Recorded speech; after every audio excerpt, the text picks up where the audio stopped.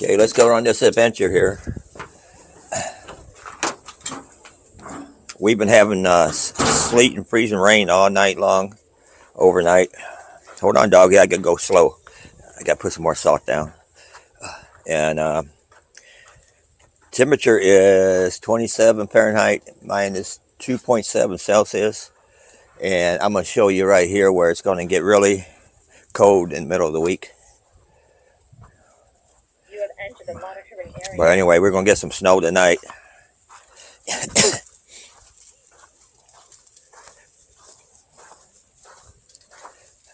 Puppies got their jackets on.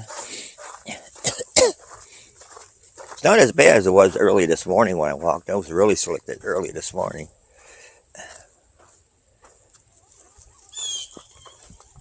There the birds.